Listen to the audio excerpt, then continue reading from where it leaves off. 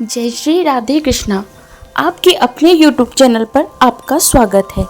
आज के इस वीडियो में हम जानेंगे कि सावन महीने में कौन कौन से नियम का पालन करना चाहिए, ब्रह्मचर्य का पालन करने के क्या फ़ायदे हैं और श्रावण माह में क्या करना चाहिए और क्या नहीं करना चाहिए। इन सब के बारे में आज हम इस वीडियो के माध्यम से जानेंगे। सावन मास भगवान शिव को समर्पित है।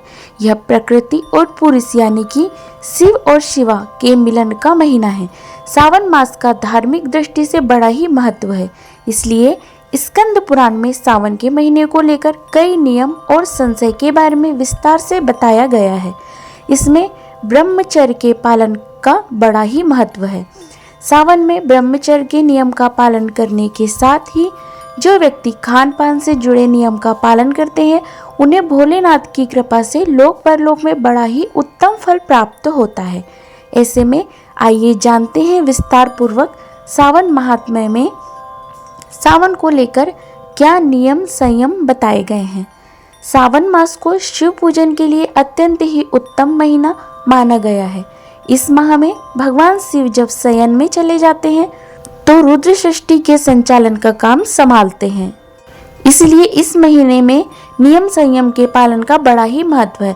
स्कंद पुराण के सावन महात्म्य में बताया गया है कि जो व्यक्ति सावन में ब्रह्मचर्य का पालन करता है और आहार विहार संबंधी नियमों का विशेष रूप से पालन करता है उस पर भगवान शिव की परम कृपा होती है। सावन के महीने में लोक परलोक में अपनी गति स्थिति को सुधारने की इच्छा रखने वाले को नियम पूर्वक शिव जी भक्ति करनी चाहिए।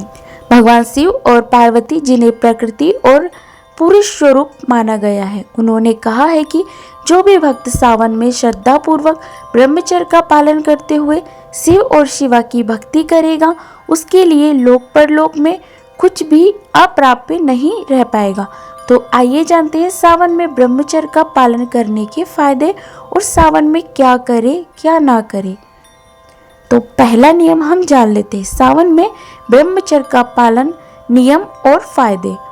स्कंद पुराण में सावन मास महात्म्य के मुताबिक सावन में ब्रह्मचर्य का पालन करते हुए भगवान शिव की पूजा करनी चाहिए। सावन में ब्रह्मचर्य का पालन करने से शरीर स्वस्थ और बलवान होता है, व्यक्ति की ओज तेज की वृद्धि होती है, शरीर की दृढ़ता और जो भी धर्म के विषय में उपकारक होते हैं वह सब उसे प्राप्त होता है।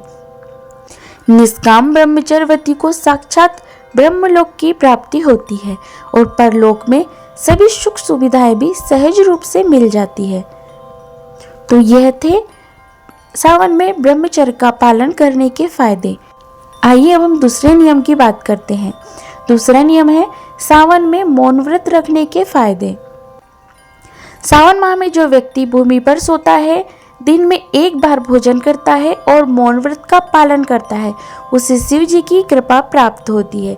इसके साथ ही व्रत करने वाले व्यक्ति में अच्छे वक्ता के गुण आते हैं। मौन व्रत करने वालों को शास्त्रों में कुशलता प्राप्त होती है और वह वेदों में निपुण हो जाता है। इसके साथ ही ऐसे व्यक्ति के मन और परिवार में कलह नहीं होता है। इसलिए सावन माह में मौन व्रत रखना अत्यंत उत्तम माना गया है। सावन में धर्म का आचरण करना जरूरी है। यही वजह है कि सावन में संयमित रहने के लिए तामसिक आहार से भी बचना चाहिए। अब आइए हम तीसरे नियम की बात करते हैं। तीसरा नियम है सावन में कोई ना कोई व्रत जरूर रखे। सावन के महीने में सच बोलना चाहिए। इस महीने में कोई ना कोई व्रत जरूर रखना चाहिए। यही नहीं, इस महीने में फलाहार करना चाहिए। जिस तरह भाद्रपद में दही, अश्विन में दूध और कार्तिक में दाल का त्याग करना चाहिए, ठीक उसी तरह सावन में साग का पूरी तरह त्याग कर देना चाहिए। अगर कोई व्यक्ति इन चीज़ों का त्याग इन सभी महीनों में नहीं कर पाता है तो वह सावन में ही इन सभी चीज़ों का त्याग करके वही फल प्राप्त कर सकता है। स्कंद पुराण के अनुसार सावन मास में एकाग्र होकर काम करना चाहिए। भोलेनाथ की पूरी विधि विधान के साथ पूजा करनी चाहिए। इसके साथ ही षडाक्षर मंत्रों ओम नमः शिवाय का जाप करने का बड़ा महत्व है। आइए अब हम चौथे नियम की बात करते हैं। चौथा नियम है सावन में व्रत रखने का लाभ और महत्व। सावन में रविवार को सूर्य व्रत और सोमवार को शिव व्रत और नक्त भोज करना चाहिए, यानी सात्विक और नमक रहित भोजन ग्रहण करना चाहिए। सावन के पहले सोमवार से शुरू कर अगले 3.5 महीने तक रोटक व्रत करने का महत्व है।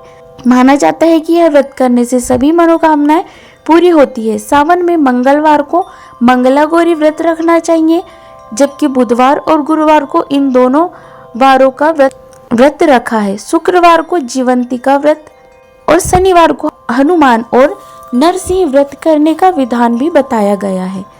व्रत से व्यक्ति के अंदर संयम और धैर्य बढ़ता है और भगवान शिव का पूर्ण आशीर्वाद मिलता है। तो आशा करती हूँ यह जानकारी आपको पसंद आई होगी।